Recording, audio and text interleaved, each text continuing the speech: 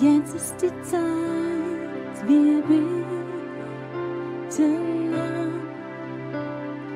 Komm, jetzt ist die Zeit, gib ihm dein Herz. Komm.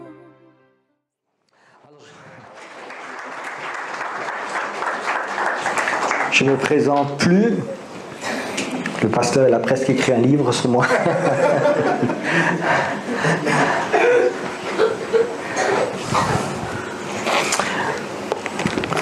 Vous avez accroché vos ceintures? On peut démarrer? Vous êtes prêts? Ok. Ésaïe 42. Ésaïe, c'est pour moi le prophète qui a le... peut-être le retour, vous pouvez l'éteindre, je ne sais pas où seront les techniciens. Ok. Ésaïe, c'est le prophète de l'Ancien Testament qui a le plus parlé de Jésus. C'est lui qui a eu le plus de visions de tous les prophètes, de voir Jésus, de voir dans le Nouveau Testament, de voir le temps actuel. Et j'aime beaucoup ce prophète parce qu'il nous parle de Jésus d'une nouvelle façon. Et dans Ésaïe 42, le premier mot que je vous lis, il est marqué « Voici ». Quand je vous dis « Voici », qu'est-ce que vous faites? Vous regardez. Si je vous disais par exemple « Voici le maire de la ville de Bruxelles, il est assis là », qu'est-ce que vous allez faire? Oh, ok, c'est un maire. J'exagère. Voici le roi de Belgique, il est assis derrière dans le coin. Normalement, vous allez tous vous regarder. Il est là. Le roi de Belgique, il est là. Mais là, le prophète, il parle de la part de Dieu. Il dit, voici mon serviteur que je soutiendrai. Et il parle de Jésus. Ce matin, quand je dis, voici celui qui est mort pour nous, le roi des rois, le Fils de Dieu, Jésus-Christ. Est-ce que de oui, on connaît ou vous regardez? Est-ce qu'on arrive à regarder le monde invisible? Quand je dis voici, Jésus-Christ, c'est lui l'homme de Dieu. Je voudrais vous le présenter ce matin. Je crois que dans le monde invisible, quand on dit voici, c'est lui qui vient. C'est comme notre portée des yeux dans le monde invisible devenait plus important qu'on commence à voir. Et ce matin, je voudrais vous présenter un tout petit peu comme le prophète. Voici mon serviteur, dit Dieu. C'est celui-là que je soutiendrai.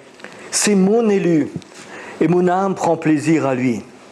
Et j'ai mis mon esprit sur lui. L'esprit de Dieu est posé sur Jésus. Et quand Jésus il est là ce matin, l'esprit de Dieu il est posé sur lui. Et là il parle, il annoncera la justice aux nations jusqu'en Belgique. Amen. Amen. Alors on commence à parler de ce caractère de Jésus, c'est ce que j'aime beaucoup. Il ne criera point et il n'élèvera point la voix. Jésus, c'est quelqu'un qui ne crie pas. Amen. Waouh. Vous avez souffert dans votre jeunesse ou dans votre enfance ou dans votre apprentissage d'avoir un chef qui crie? Est-ce que vous connaissez ça? Un chef coléreux, une mère coléreuse, un père coléreux qui est impatient. Et quand tu rates quelque chose, il commence à crier. Vous avez eu des profs coléreux dans votre vie? Vous en avez souffert? Vous savez, il y a des gens qui perdent tout leur talent, tout ce qu'ils savent faire quand quelqu'un crie à côté. Et je sais, il y a beaucoup de gens qui sont blessés parce qu'ils ont eu des chefs, ou des parents, ou des maîtres, qui ont crié, qui ont élevé la voix. Et ça tue quelque chose dans l'âme.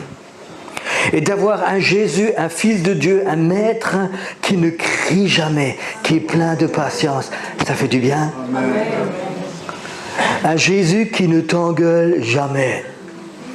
L'autre jour, j'étais dans un restaurant en France et puis il y avait un panneau derrière le restaurateur ou bar. N'engueulez pas le patron, sa femme lui suffit.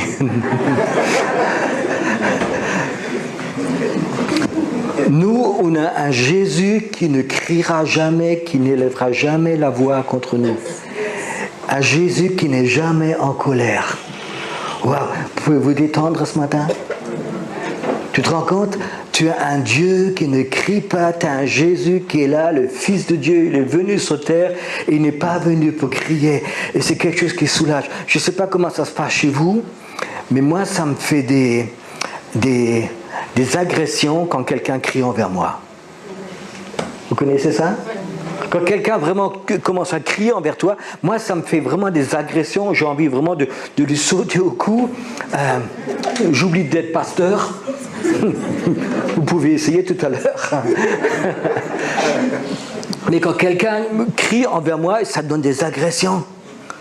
Et d'avoir un Jésus qui ne va jamais crier envers moi. Je ne sais pas, mais ça c'est mon truc à moi, mais je vous promets une chose, il n'y a personne au monde qui peut dire Pierrot d'une façon aussi jolie que Jésus. Amen. Quand Jésus me dit Pierrot, bah, même ma femme, quand elle veut quelque chose, elle n'arrive pas. C'est une qualité supérieure. Jésus, quand il te parle, c'est d'une douceur, d'une amabilité, d'un amour. Et il ne criera jamais envers toi. C'est ça qui est fantastique dans son cœur. Il ne brisera point le roseau cassé, il n'éteindra point la mèche qui brûle encore, et il annoncera la justice selon la vérité. Ça, c'est le caractère de notre Jésus. Le jour où tu as l'impression que tu es comme un roseau cassé, il n'y a plus rien qui passe. Tu as l'impression que tu es comme une bougie qui est en train de s'éteindre, il n'y a plus rien. Il ne va pas s'approcher et dire, écoute, tu fumes de trop, tu prends trop d'air, je t'éteins. Non, il va te rallumer. Yes. C'est son caractère, c'est son cœur. Quelqu'un qui ne crie jamais. Et je crois que c'est tellement important d'intérioriser ces vérités. Puisque comme ça, on ne risque pas de se tromper. Un jour, j'avais un cercle de maison.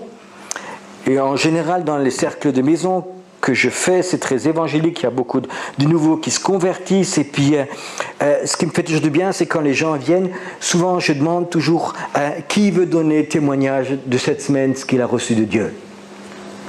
Et puis, bien sûr, c'est les nouveaux croyants qui donnent le plus de témoignages. Et puis, il y avait une dame qui était là, qui était convertie depuis 3, 4, 5 semaines, qui donnait chaque semaine témoignage.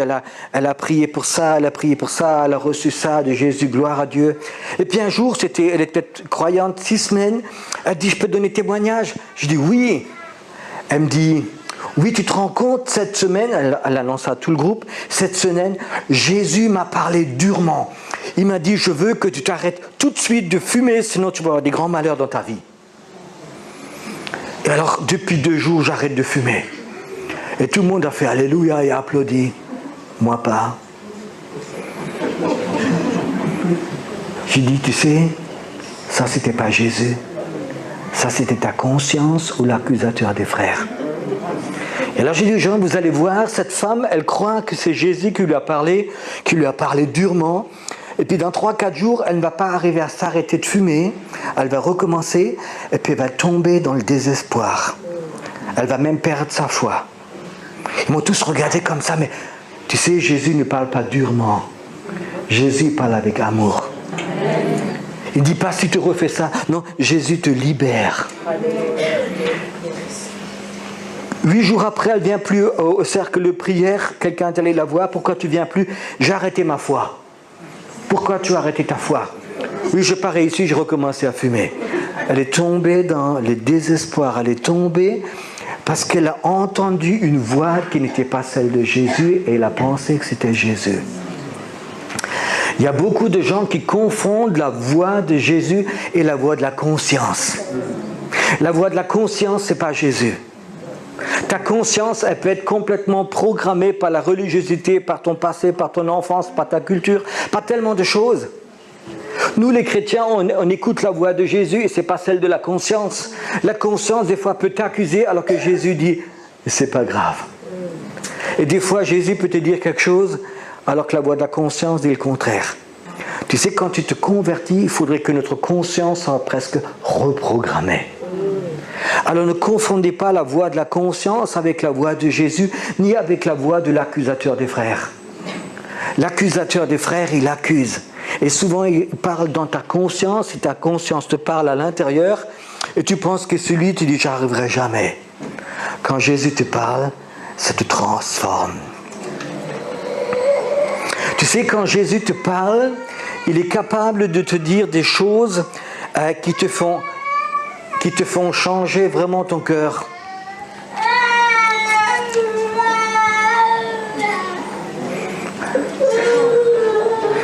C'est pas la voix de Jésus, c'est un bébé.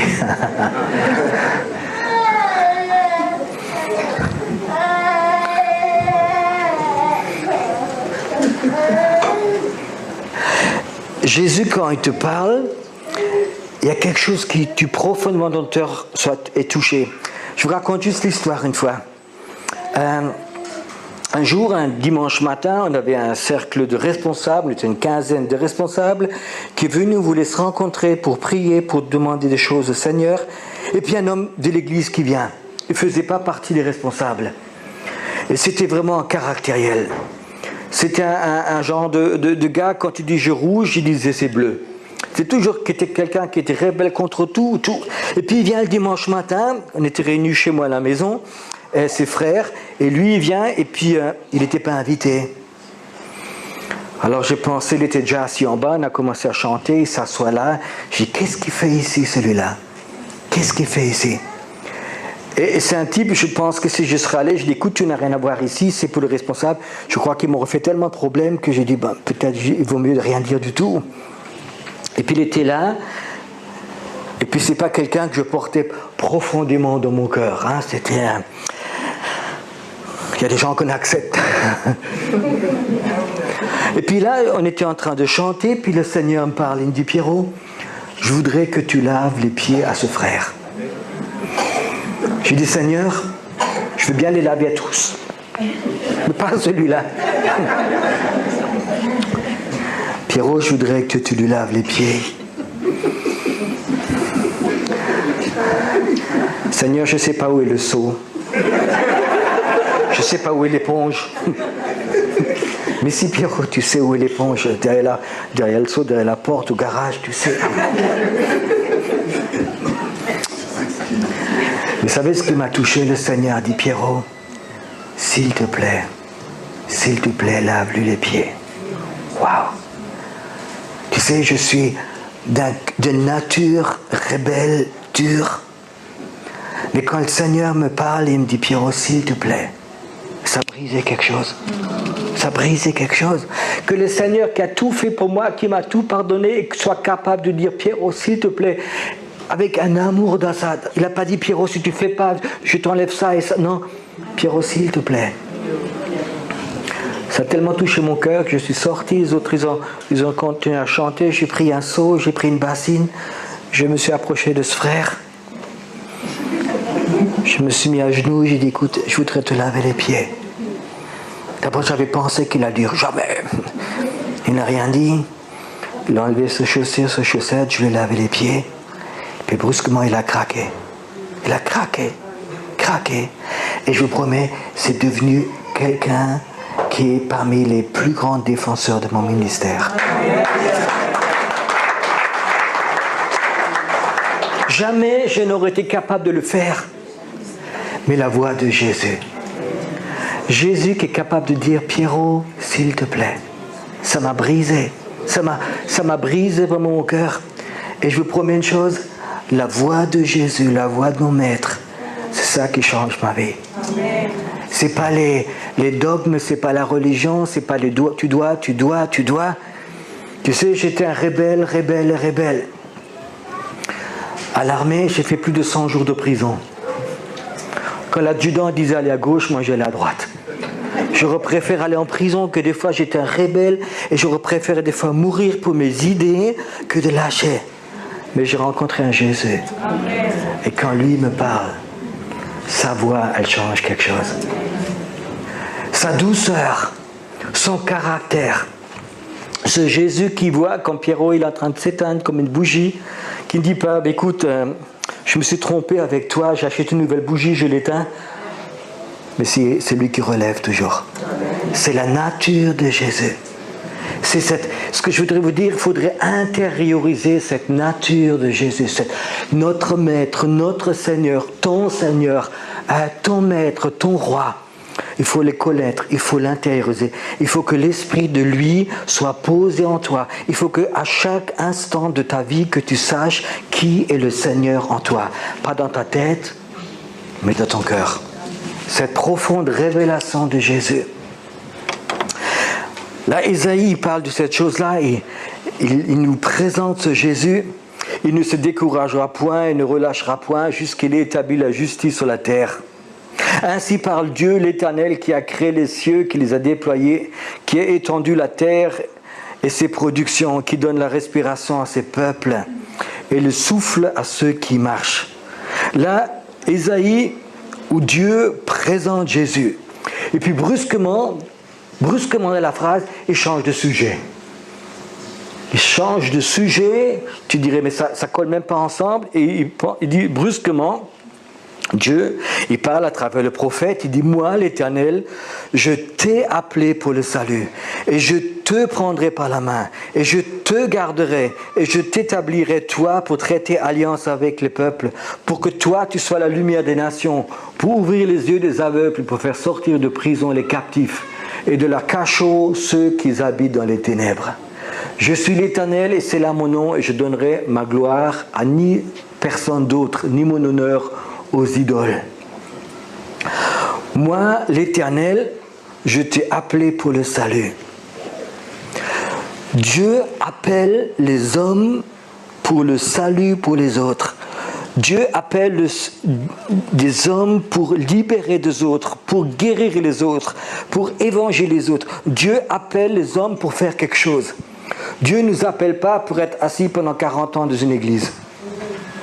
C'est bien d'être dans une église. L'église, c'est l'endroit où le peuple de Dieu doit être béni, doit être touché, doit être enseigné, qu'on leur donne les ministères qui sont là, ça doit être quelque chose de fort. Mais l'église est là pour faire quelque chose. Si le but d'une église, c'est être juste une église pour remplir une église, pas la plus grande église, vous vous êtes trompé. L'église a un but. Là, il est marqué, le Seigneur, il t'appelle. Pour moi, c'est la chose la plus magnifique qui existe, c'est l'appel de Dieu. Tu sais, Dieu, le cœur de Dieu, comme un aimant. Je ne sais pas comment c'était, mais dans le temps où j'étais jeune, on n'avait pas tellement de jouets électroniques. Quand on était tout petit, alors moi, mon jeu favori, j'avais un grand aimant. Et ma mère, quand elle faisait le raccommodage, j'aimais bien mettre mon aimant dans ses aiguilles. Toutes les aiguilles étaient accrochées ici. Et le cœur de Dieu, c'est comme un aimant. Il appelle les hommes. Ça, c'est l'appel de Dieu. C'est vraiment dans le cœur de Dieu. Il y a quelque chose qui appelle les hommes. Tu sais, et si l'appel de Dieu n'est pas là, l'église, elle est morte. Tu peux prêcher, tu peux faire plein de théories, plein de théologie, plein de choses, mais tout ça c'est mort s'il n'y a pas l'appel de Dieu. Tu sais, l'appel de Dieu, c'est ce cœur de Dieu comme un aimant qui tire les gens à lui. Et s'il n'y avait pas cet appel qui était là du cœur de Dieu, jamais je ne prêcherais. Je ne crois pas que j'ai la qualité de prêcher, c'est vraiment pas mon truc, mais je sais une chose, quand je prêche, il y a des moments où l'appel de Dieu, je le sens dans mon cœur, c'est comme le cœur de Dieu qui tire qui tire les personnes vers lui. Est-ce que Dieu t'a appelé un jour? Est-ce que l'appel de Dieu est sur ta vie? Tu sais, quand l'appel de Dieu n'est pas là, tu vas être un membre d'église, mais tu vas être un poids lourd qui va freiner tout le monde. Et les gens qui ne sont pas appelés de Dieu, vous perdez votre temps ici. Vous êtes d'accord? Un jour, je me suis plaint devant Dieu. J'ai dit, Seigneur, j'en ai marre. Je suis fatigué. Avec toutes ces personnes, ces problèmes, toujours les mêmes. Le Seigneur dit, tu as beaucoup de problèmes parce qu'il y a des gens qui sont ici que je n'ai pas appelés. On les a poussés à la croix. J'ai rencontré un jeune homme qui s'est converti, je crois, 4 fois. Je lui dis, raconte-moi un peu la première conversion, comment c'était. Ben oui, tu sais, j'ai rencontré une nana de l'église. Et elle m'a dit, tu te convertis, je coucherai avec toi, pas avant. Il s'est converti très vite. Vous croyez que c'est Dieu qui l'a appelé?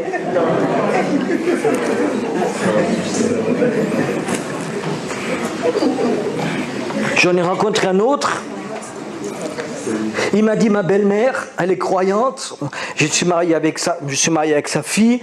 Et puis ma belle-mère m'a dit, fils, le jour que tu te convertis, je t'achète une voiture. Il s'est très vite converti aussi. Est-ce que c'est le Seigneur qui l'a appelé? Et là, tu les traînes. Mais je t'appelle une chose, n'essaye pas de pousser les gens à la croix. N'essaie pas de pousser les gens avec des promesses, avec plein de choses. Si Dieu ne les appelle pas, tu vas perdre ton temps. Et je vous dis une chose, l'appel de Dieu va revenir. L'appel de Dieu va revenir en Belgique. La Belgique en a besoin. Tu sais, l'appel de Dieu, c'est surnaturel. Si c'était naturel, ce ne serait pas intéressant, mais c'est surnaturel. J'étais à Mulhouse, en France, et puis il y a le pasteur qui m'a dit, Pierrot, viens, je te présente quelqu'un. Alors c'est un ancien de l'église, à peu près une 60aine d'années, vraiment une armoire, un 90, des épaules comme ça. Il a des mains comme des poêles à frire. Ma chair et la main. Alors le pasteur dit, cet ancien, raconte-toi comme tu as trouvé Jésus. Le gars il me raconte, il a dit, je suis communiste, j'étais communiste, athée. Ma famille, déjà mes parents étaient athées et communistes. Et Dieu, ça ne nous intéresse pas du tout. Et j'ai un fils qui a 20 ans, il rentre à la maison, on s'assoit à table et mon fils il me dit, papa, j'ai rencontré Jésus. Tu t'imagines pour un communiste, athée? Arrête ces conneries. Si tu continues, je vais me fâcher. Non, mais papa, j'ai rencontré Jésus et je lui donne ma vie et je vais servir Jésus. Et le monsieur était très très fâché, il a dit, je ne veux plus que tu parles de ces choses-là, sinon je te fous la porte, moi je ne veux rien savoir, c'est des conneries. 2 jours après, ils sont à table et puis ils discutent de football. Le fils il dit, papa, moi je suis sûr que notre équipe, elle va gagner, elle va se qualifier. Ouais, t'as aucune idée, ils n'ont pas de chance. Ils discutent, et d'un coup le fils il dit, papa, on parie. Le père dit non, on veut bien sûr qu'on parie, tu n'as aucune chance. Qu'est-ce qu'on parie? Le père dit, écoute, si tu gagnes le pari, si tu perds le pari, tu vas laver ma voiture, avec les gens, tout. Ok papa, si toi tu paries, si jamais toi tu perds, le dimanche tu vas avec moi à l'église. Il réfléchit un instant, mais il est tellement sûr de gagner, il a dit, ok, je parie avec toi. Vous avez le droit de deviner qui a gagné. Et puis l'homme, il perd son pari contre son fils, et puis comme c'est un homme de parole, le dimanche matin à 10h, il est à l'église. Et il s'assit dans l'avant-dernière rangée. C'est là qu'il y a les incroyants et les rebelles en général.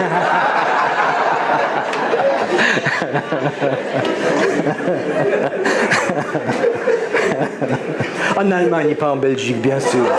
Bien sûr.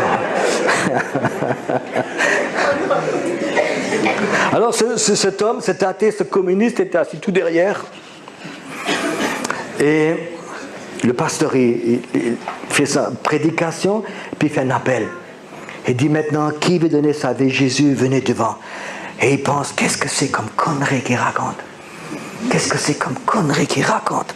Je pense qu'il n'y a personne qui va aller devant. Puis il fait un appel, et puis il y a 4-5 personnes qui se lèvent, ils vont devant, et puis il dit, oh, je n'arrive pas à comprendre, comment peut-on être bête et d'aller devant et croire à ces choses-là? Le pasteur continue avec quelqu'un, je t'appelle, Dieu t'appelle.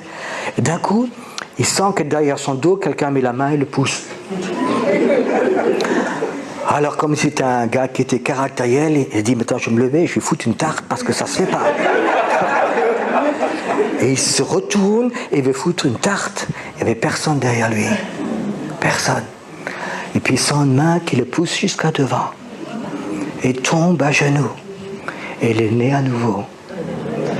Dieu l'appelle. Dieu l'appelle. Tu sais, si ce n'avait pas cet appel de Dieu, je ne prêcherais pas. Il y a des moments, je sens cet appel de Dieu. Tu sais, Dieu, le cœur de Dieu, c'est comme un aimant. Et ce cœur de Dieu, cet aimant, il peut des fois toucher ton cœur. Et d'un coup, tu as dans ton cœur cet aimant qui est dedans. Et tu as envie de quelque chose en toi qui appelle les hommes. C'est surnaturel. Tu sais, c'est pas naturel, c'est là-dedans. Ça s'appelle l'onction d'évangéliste. Un évangéliste, c'est pas quelqu'un qui sait bien parler, c'est pas quelqu'un qui sait bien prêcher. Un évangéliste, c'est quelqu'un qui a l'aimant de Dieu là-dedans. Et ça appelle les hommes. Tu sais, il y a beaucoup de pasteurs actuellement qui sont devenus très intellectuels. Ils savent bien prêcher des prédications, tous les niveaux. Et puis des fois, quand il y a ces vrais évangélistes qui viennent, des fois ils prêchent des choses, ils disent on n'a rien compris. C'est théologiquement des fois pas terrible. Mais il y a quelque chose dans leur cœur dedans, quand on commence à prêcher, ça tire les hommes. Vous comprenez ça? C'est surnaturel. Dans les années 60, il y avait aux États-Unis un évangéliste qui s'appelait Crosby. Et cet évangéliste, il ne savait presque pas prêcher. Il n'était pas capable de prêcher.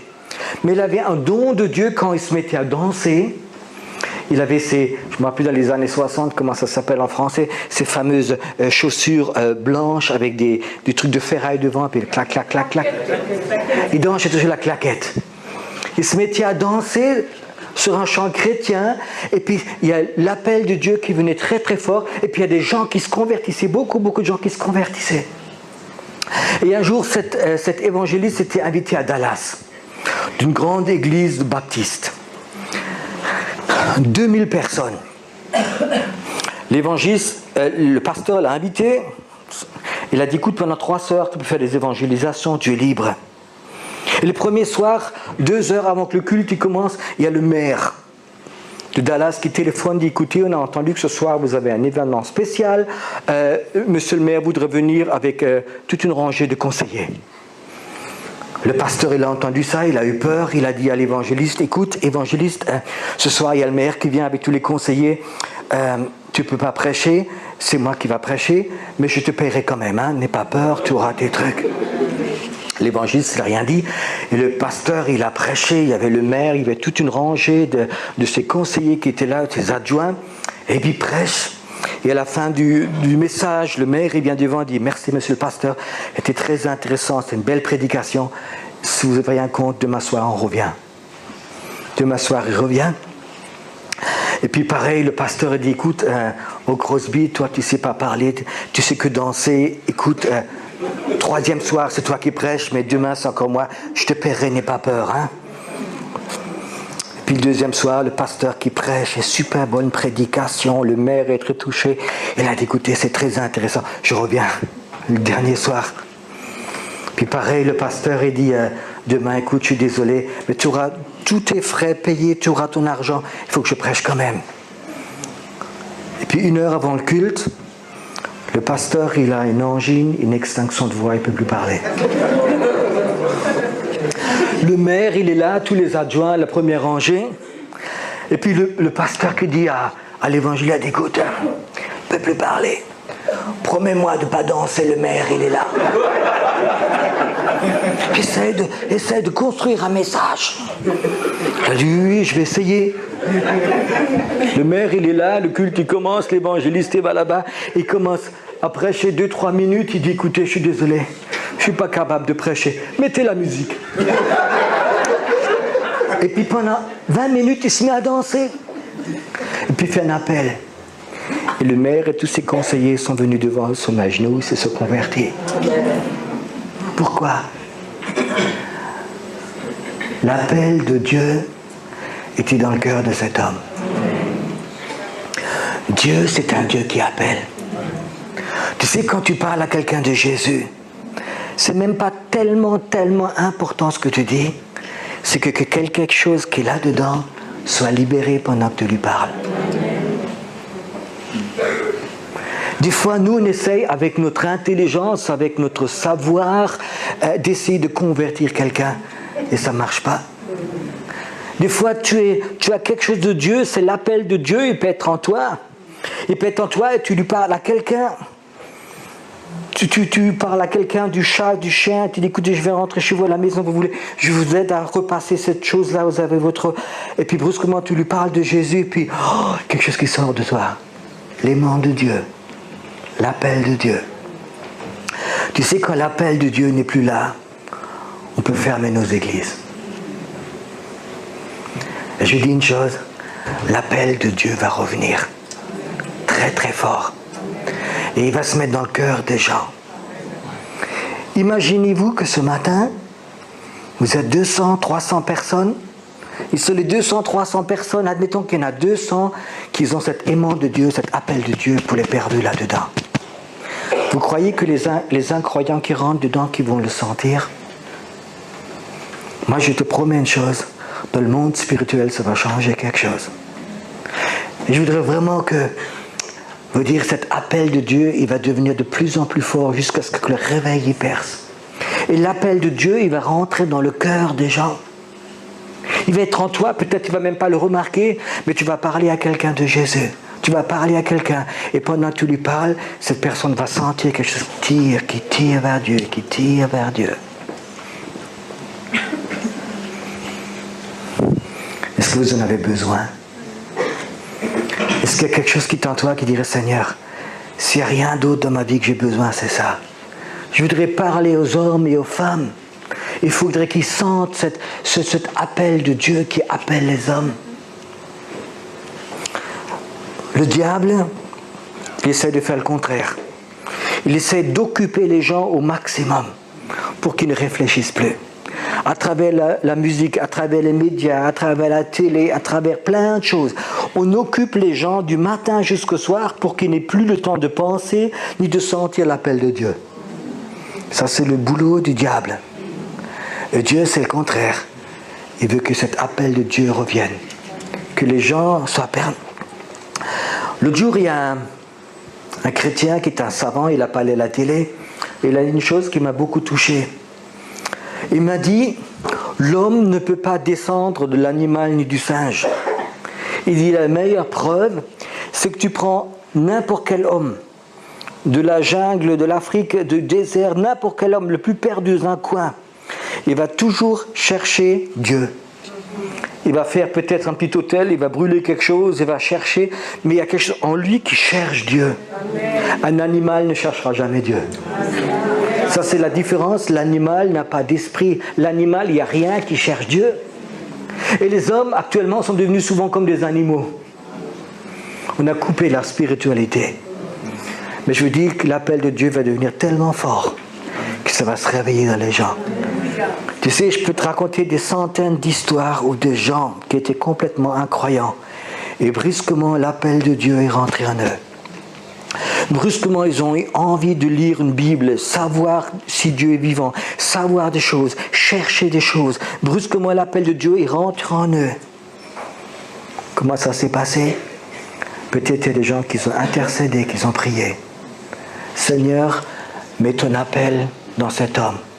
Mets ton appel dans cette fille, dans mon enfant. Et brusquement, l'appel de Dieu, il était là. Dieu est un Dieu qui appelle.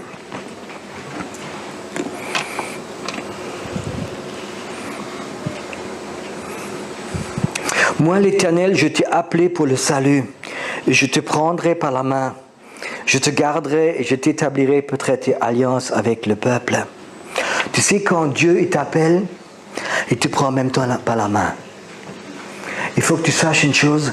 Si Dieu t'appelle et tu dis oui et tu commences à servir Dieu, Dieu ne te lâchera plus. Il ne te lâchera plus. Même si tu ne voulais plus, tu dis Seigneur, maintenant j'en ai marre, lâche-moi, il ne te lâchera pas. Quelqu'un de vous était déjà une fois amoureux? Ok, personne.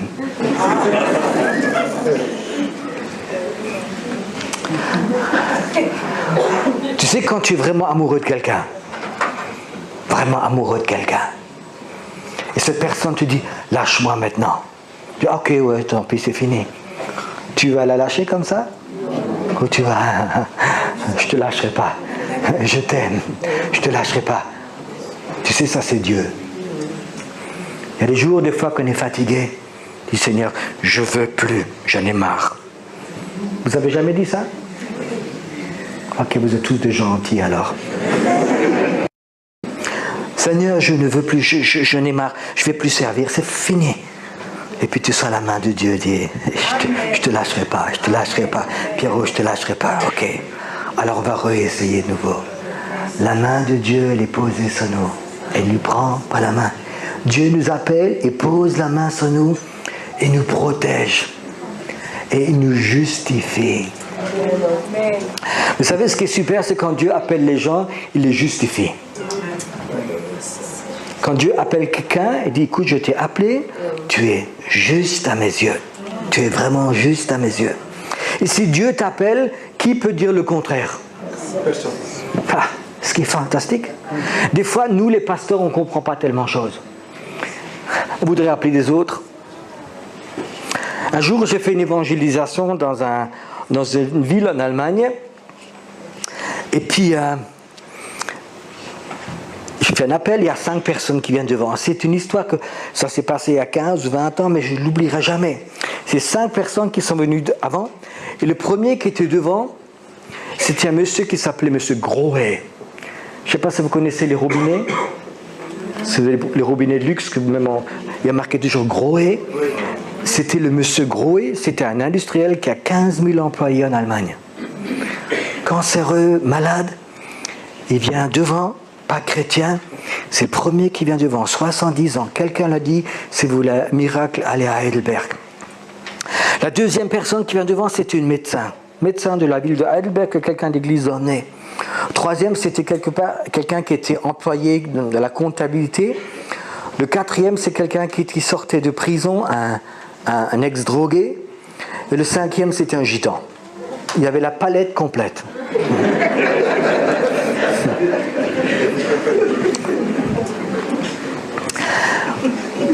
Alors, quand ils étaient devant, j'ai dit, Seigneur, je n'ai rien à te dire, mais si je pouvais te donner un conseil, celui-là qui veut vraiment se convertir, être guéri, le millionnaire. Ah oui, tu te rends compte, tu es un multimillionnaire dans l'église, c'est super. Et puis Seigneur, si jamais il te restait quelque chose encore un peu, peut-être le médecin, ce serait pas mal non plus. Des fois on peut donner des conseils. Hein. Ouais, puis l'autre, Seigneur, j'aurais rien contre non plus. Et puis si vraiment il te reste quelque chose encore, tu peux appeler les 2 autres encore, tu sais. Le Seigneur ne m'a pas écouté, il a pris les faux. Tu sais, il appelle qui il veut. Et il les justifie. Et quand le Seigneur il appelle quelqu'un, est-ce que nous on a dit quelque chose? Des fois, il appelle des drôles de zouaves. Moi, par exemple. Il appelle des gens que moi j'appellerai jamais. Il appelle les gens et à l'appel de Dieu, comme il est arrivé sur Saul, les apôtres et les autres n'arrivaient pas à croire que Saul, l'apôtre Paul, qui est devenu l'apôtre Paul, qui a tellement persécuté que Dieu allait l'appeler. C'était impossible. Et Dieu, il appelle des fois des gens qu'on penserait qu'il les appellerait jamais. Et il leur donne la main et puis il les justifie. Alors tu sais, pour moi, la chose la plus importante, c'est est-ce que Dieu t'a appelé? Ou est-ce que tu es quelqu'un de très gentil ou ta belle-mère t'a poussé à l'église? Est-ce qu'il y a l'appel de Dieu en toi? Est-ce que tu as senti un jour de ta vie que tu as senti maintenant c'est le temps? Il faut que je m'approche de Dieu. Il m'a appelé. Construis ta vie sur l'appel de Dieu, pas sur le reste. Parce que quand Dieu t'appelle, il te justifie. Il dit, c'est moi qui t'ai appelé. Vous étiez déjà un marchand, vous étiez déjà un jour, je ne sais pas comment ça s'appelle chez vous en Belgique, les jours de marché, on vend de la brocante, on vend tout ce que de la cave, ou les gens, au marché aux puces, ça s'appelle, je crois. Hein? Oui, marché aux puces. Marché aux puces. Vous étiez déjà une fois au marché aux puces? Vous avez déjà acheté des choses et après vous êtes rentré à la maison et dit j'en avais vraiment pas besoin. Alors on les entasse et puis au prochain marché aux puces on le revend. Donc il y a le marché de puces, il y a plein de choses d'occasion, pas cher, mais enfin on achète plein de choses des fois qu'on n'a pas besoin. Une question. Si tu allais samedi prochain au marché aux puces et tu ne veux pas te faire avoir, admettons que ce serait possible, tu emmènes Jésus. Tu emmènes Jésus au marché aux puces Jésus, est-ce que tu peux me conseiller ce que je dois acheter, ce que je ne dois pas acheter? Tu crois que tu achèterais des bêtises? Non. Jésus se connaît. Et quand il a acheté des bêtises? Honnêtement, Jésus t'a appelé? Il t'a acheté? Est-ce qu'il s'est trompé avec toi? Non. Alors si tu as appelé, c'est qu'il va faire quelque chose de ta vie. Et si tu l'acceptes, tu ne doutes pas, tu vas voir, ça va vraiment se faire. Tu vas ouvrir dans le monde spirituel, tu vas ouvrir des prisons, tu vas devenir un libérateur, tu vas devenir un enfant de Dieu qui va faire des miracles parce que Dieu t'a appelé, parce que c'est la grâce de Dieu qui est sur ta vie. Alors ce matin, ce que je voulais vous expliquer, c'est qu'il y a deux choses. La première partie, c'est connaître le cœur de Dieu, connaître le caractère de Jésus, savoir qu'il ne crie pas, savoir qu'il est patient, savoir qu'il est plein de pardon, qu'il est plein d'amour pour toi, intérioriser. Et la deuxième partie, c'est Dieu t'appelle et tu le sers. Et il faut les deux choses. Il faut que ça reste équilibré de ta vie. Parce que si tu fais que servir et tu ne prends plus le temps d'intérioriser l'amour de Dieu, l'amour du Christ, le cœur du Père, celui-là qui ne crie pas, celui-là qui a plein de patience avec toi. Si tu ne le fais pas, tu vas brûler. Il y a une maladie en ce moment qui circule beaucoup en Europe, et même beaucoup de pasteurs qui l'ont, ça s'appelle, je crois que ça s'appelle en français aussi comme ça, le burn-out. Il y a plein de gens qui se mettent en congé de maladie pendant des mois, ils ont un burn-out. Tout leur fait mal. Ils ne savent même pas d'où ça vient. Ils se sentent vidés, cassés. Et il y a beaucoup de chrétiens qui sont du burn-out spirituel. Parce qu'ils donnent sans prendre le temps d'intérioriser cet amour de Dieu qu'il a pour toi. Et pour moi, une des choses les plus importantes, je crois que des chrétiens doivent être des gens équilibrés. D'un côté, c'est prendre ce temps où Dieu te remplit avec son amour. Ce temps que tu saches son caractère, son cœur, comment il est, qu'il t'aime, que la largeur, la profondeur, l'amour du Christ soit vraiment en toi. Que tu sois persuadé que son amour est tellement grand pour toi. Et après, l'appel il vient et tu vas servir Dieu. Et tu vas des fois faire des stops pour te re-remplir de ces choses-là. Il y a quelque temps, j'ai une vision qui m'a beaucoup impressionné. J'ai une vision où j'ai vu plein de voiliers. C'était sur un grand lac. C'était très impressionnant. Il y avait un beau temps, un grand lac, des voiliers, des grandes voiles. C'était vraiment beau. D'un coup, j'ai vu le vent qui commençait à souffler. Et puis, plus de la moitié des voiliers sont tombés. Je n'ai pas compris. Je savais que le voilier, c'est des personnes. Et le vent, c'était vraiment le Saint-Esprit, le souffle du Saint-Esprit. Mais les voiliers sont tombés à l'eau et puis ils ont coulé. J'ai dit, Seigneur, pourquoi quand le vent, il souffle, tes voiliers tombent et ils coulent? Le Seigneur m'a dit, regarde voir le voilier. Et je me suis approché et j'ai vu que le voilier n'avait pas de quille. Je ne sais pas si vous savez, un bateau, un voilier, c'est le bateau, c'est les voiles. Et puis en dessous du bateau, il y a comme un morceau de bois, 1 mètre, 2 mètres, qui s'appelle la quille. Et ça, c'est ça pour que les bateaux ne se tombent pas. Parce que quand le vent il souffle, tu n'as pas de quille, le bateau il tomberait tout de suite à l'eau et coulerait. Le Seigneur m'a dit, tu vois, ces bateaux, ils n'ont pas de quille. J'ai dit, Seigneur, qu'est-ce que c'est la quille? Il m'a dit, tu sais, le vent, c'est la puissance de Dieu, c'est l'onction qui démarre, ils vont avancer.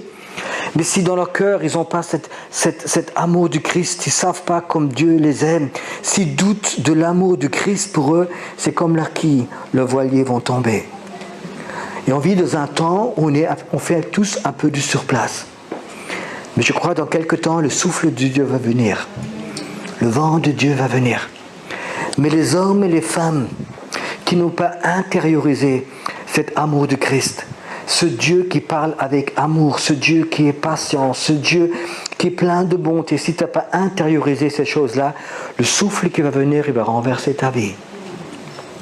Tu sais, quand tu vas commencer à servir le Seigneur, rentrer dans le monde invisible, rentrer dans le surnaturel, tu vas rencontrer des choses qui s'appellent sorcellerie, satanisme, combat spirituel, tu vas rencontrer toutes ces choses-là. Mais si de ton cœur tu doutes que Dieu t'aime, tu vas couler. Tu vas couler. Et c'est quelque chose que je crois qu'il faut préparer l'Église de Dieu. C'est que cette vie, elle soit là sur notre voilier. Il y a un Dieu qui t'aime par-dessus tout, qui te pardonnera. C'est lui qui t'a appelé. C'est lui qui t'a fait ce que tu es. Et quand Dieu t'appelle, qui peut être contre ton appel?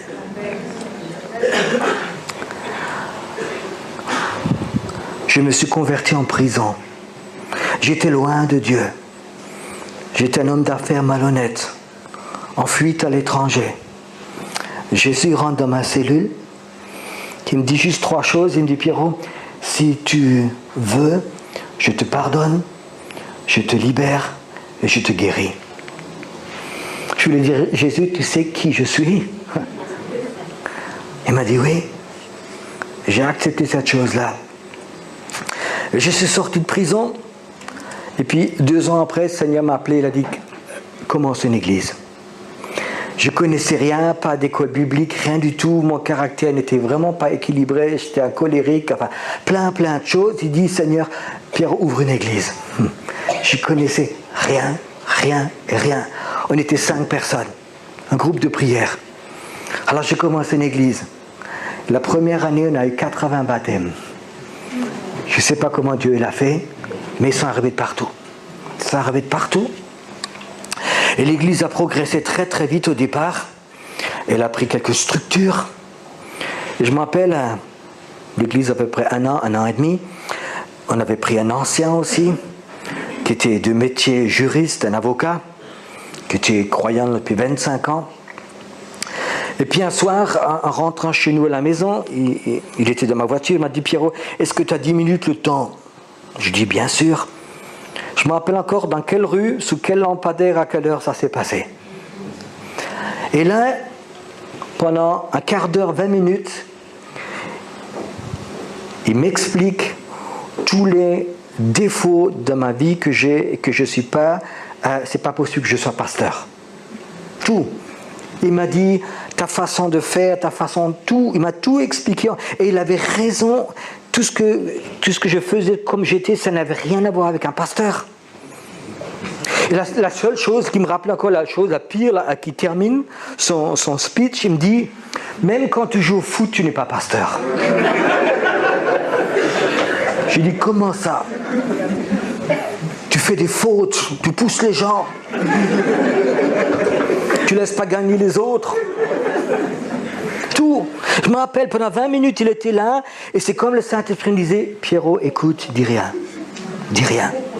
Pendant 20 minutes, il m'a vraiment raconté tout ce qu'il avait enregistré, ce qu'il avait marqué pour que je puisse pas être pasteur. Tu sais, quand tu écoutes ça pendant 20 minutes, ça fait mal. Surtout que 2 ans avant, j'étais encore en prison, tu vois. Et puis lui te raconte tout. Lui, c'est un ancien chrétien qui vivait dans la sainteté extrême, qui connaissait tout. J'étais là tout petit, le Seigneur disait, dis rien. Puis quand il avait fini, le Seigneur me dit, pose-lui juste une question. Pose une question à ce frère. Pierrot, qui t'a appelé? Alors je lui ai dit, frère, juste une question. Qui penses-tu qui m'a appelé à être pasteur? Puis il réfléchit un moment et il dit, c'est le Seigneur. Alors je dis, alors les réclamations, donne-les à lui. Tu comprends? L'accusateur des frères, il va faire exactement pareil avec toi. Tous les jours. Il n'est jamais au chômage. Il n'est jamais en vacances. L'accusateur des frères, il va venir en permanence et il va te raconter que Dieu ne peut pas t'utiliser. Parce que tu n'es pas parfait. Tu ne peux pas t'utiliser. Alors que l'accusateur des frères commence à t'accuser, demande-lui donc qui t'a appelé. Est-ce qu'il s'est trompé, Jésus, quand il t'a appelé? Est-ce qu'il t'a donné un contrat à l'essai? Oui, écoute, je t'appelle à l'essai pour 3 mois, si ça ne marche pas, je rappelle quelqu'un d'autre. Non. Dieu, quand il t'appelle, il ne se trompe pas. Il ne se trompe pas. Tu es là, de ma tête, tu sais, quand Dieu m'a appelé, J'étais un truand, j'étais un égoïste, j'étais loin, loin de Dieu, j'étais athéiste, j'étais plein de haine. Il n'y avait rien en moi, rien. Je suis sûr qu'aucun pasteur aurait dit ce bonhomme-là un jour va me servir. J'étais plein de haine, plein de violence. Et Dieu m'a appelé dans une cellule de prison. Et c'est lui qui m'a changé. C'est sa voix qui m'a changé. C'est sa façon de parler qui m'a changé. C'est lui qui m'a appelé. Et c'est cet appel qui me justifie.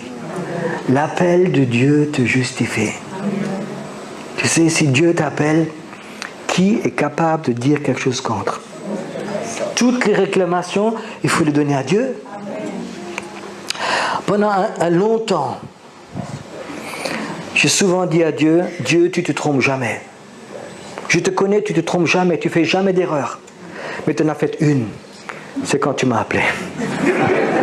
C'est la seule erreur que tu as faite. Je sais, Seigneur, tu ne te trompes jamais, mais là, tu t'es trompé avec moi.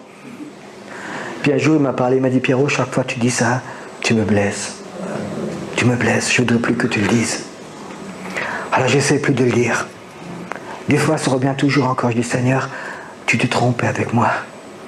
Alors, Seigneur m'a dit, Pierrot, chaque fois que tu dis ça, tu me blesses. Et j'ai pas envie de blesser Dieu. Tu as envie de le blesser, toi? Tu as envie de blesser Dieu? Tu sais, quand il t'a appelé, il t'a justifié. Il te donne la main. Et il va t'utiliser. Mais prends-toi toujours le temps d'intérioriser qui t'a appelé. C'est celui-là qui est plein d'amour, qui est plein de pardon, qui est vraiment avec toi.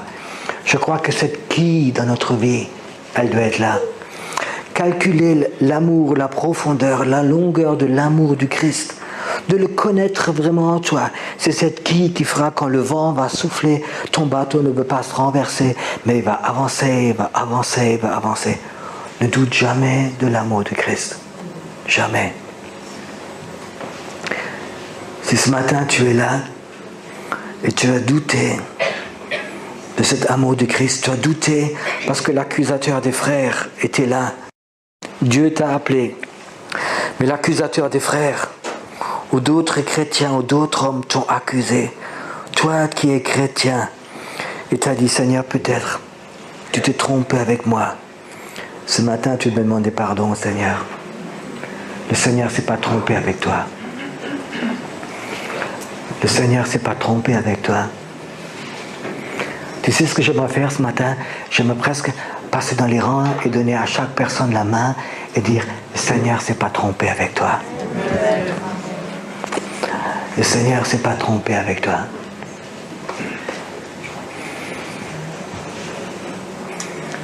Le Seigneur, il ne se trompe pas avec toi. Il te connaît. Si tu le crois, qu'il ne s'est pas trompé avec toi, tu vas voir cette énergie de servir le Dieu, d'avancer. Elle sera de nouveau là. C'est ton kérosène. De savoir que Dieu t'a appelé et qu'il ne s'est pas trompé avec toi. Il ne s'est pas trompé avec Paul. Il ne s'est pas trompé avec Pierre. Même s'il l'a renié. Il savait qui l'a appelé. Il connaît tes défauts. Il connaît ton cœur. C'est pour ça qu'il t'a appelé. Tu sais, dans la Bible, il y en a un seul qui est parfait. C'est Dieu. Et Jésus nous a rendus parfaits à travers son pardon. Peut-être tu es en train de penser ce matin, mais je ne sens plus l'appel de Dieu. La condamnation, l'accusation, c'est tellement fort sous moi que je ne sens plus l'appel de Dieu. J'aimerais bien prier pour toi. J'aimerais bien prier pour toi que toutes ces accusations te quittent ce matin. Que cet esprit de religiosité, que ta conscience qui t'a tellement accusé se taise ce matin un moment. Et que ce matin tu sens de nouveau en toi quelque chose de fort. Dieu t'a appelé et il ne s'est pas trompé. Je ne sais pas si quelqu'un de vous a déjà fait ce que Pierre a fait. Il a renié Jésus 3 fois. 3 fois, il a dit, je ne le connais pas celui-là. Alors qu'il avait dit, je ne le ferai jamais. Il a renié 3 fois Jésus. Est-ce que vous pensez qu'un instant, Jésus, il a regardé Pierre, il a dit, je me suis trompé.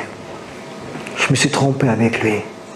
Ce n'est pas celui que j'aurais dû appeler un autre. Non.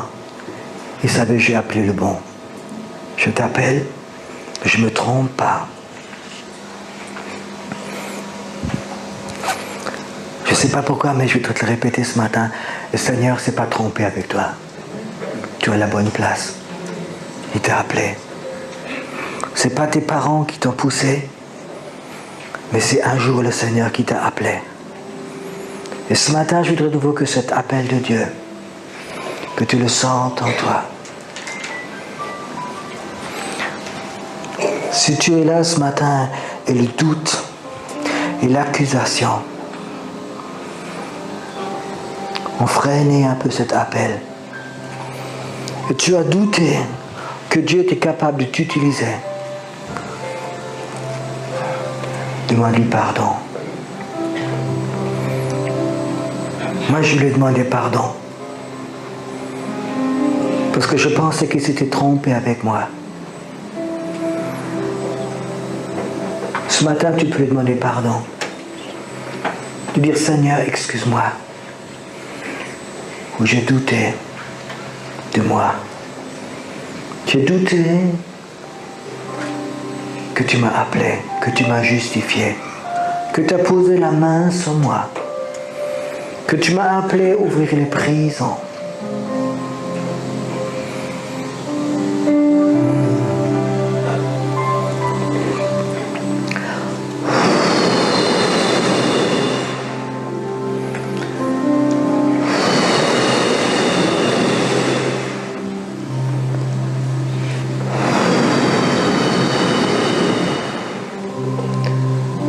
Que la poussière saute de toi. Que la poussière de l'accusation te quitte maintenant. Qu'elle te quitte maintenant. Qu'elle parte de toi. Que l'appel de Dieu ce matin, tu le sens de nouveau. Il t'a appelé comme tu es. Il t'a appelé comme tu es, c'est son amour qui va transformer ta vie. C'est pas les accusations. C'est son amour qui transforme ta vie. Que la condamnation, que la poussière te quitte ce matin. Que ça te quitte, que cette mort te quitte ce matin. Tu es une appelée de Dieu.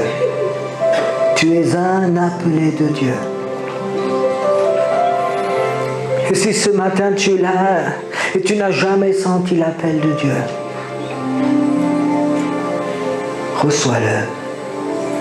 Qu'il y a un Dieu qui dit j'ai besoin de toi. Je t'appelle. Pour ouvrir les yeux des aveugles. Pour faire sortir de prison les captifs. Pour annoncer la gloire de Dieu. Le retour de Jésus. Reçois ce matin nouveau. Sans cet appel de Dieu sur ta vie, sans cet appel tu es mort. Sans cet appel tu ne vis pas. Mais avec cet appel, dans ta vie tu seras comme un brise-glace. Les vents froids vont arriver. Des lacs vont geler, mais toi tu seras un brise-glace dans ta vie parce que l'appel de Dieu est posé sur toi.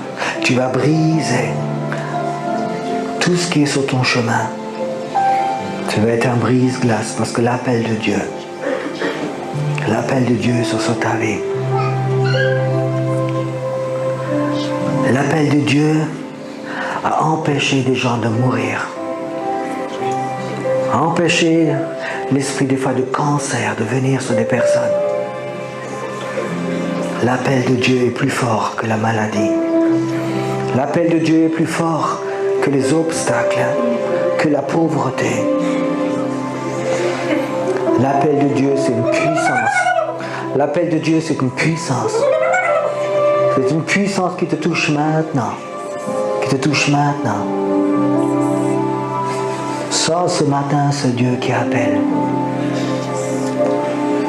Qui appelle un peuple prophétique à se lever dans cette ville.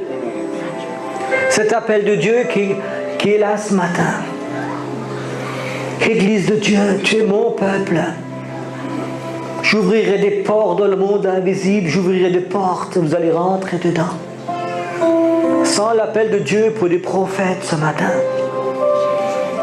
pour des hommes et des femmes prophétiques, pour une église prophétique, sans cet appel de Dieu ce matin, cet appel qui ouvre des portes dans le monde invisible, que vous puissiez rentrer haut et haut et haut, qu'un jour que la puissance de la sorcellerie, vous la briserez, vous la jetterez du trône, cette sorcellerie qui manipule, qui contrôle cette ville.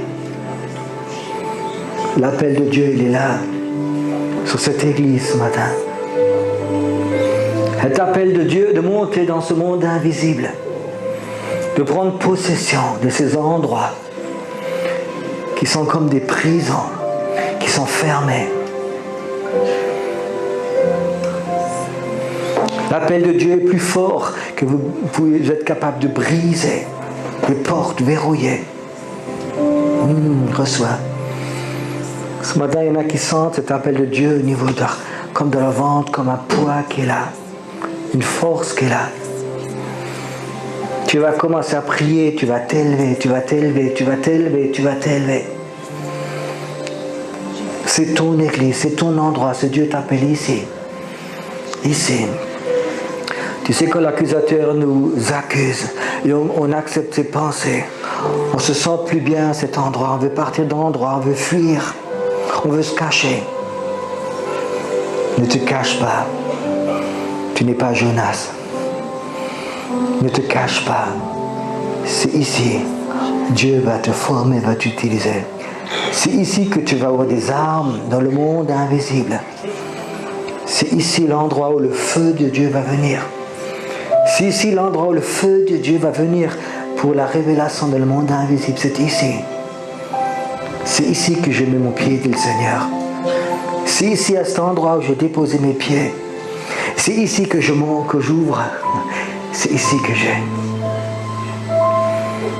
Sans l'appel de Dieu ce matin.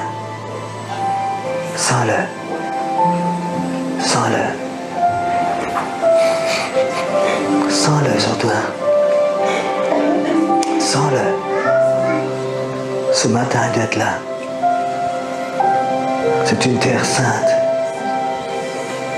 Oh, Dieu l'appelle des gens à aller à cet endroit. Parce qu'ici il veut ouvrir quelque chose comme une échelle qui va monter dans le monde invisible. Un jour,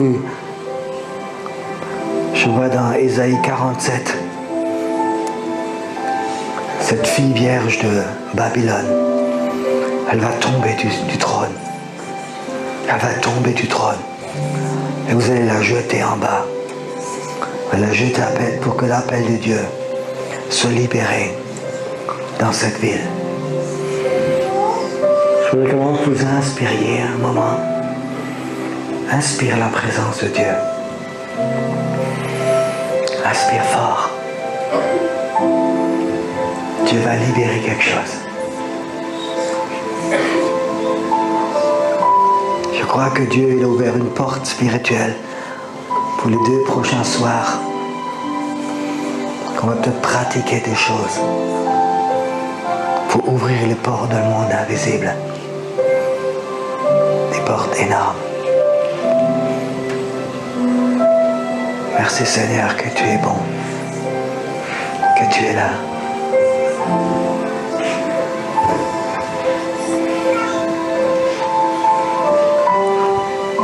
Je ne sais pas pourquoi, mais je sens, Gila, je voudrais que tu chantes un moment en esprit de la gloire de Dieu. C'est comme si le ciel allait s'ouvrir. Komm, jetzt ist die Zeit, wir beten an. Komm, jetzt ist die Zeit, gib ihm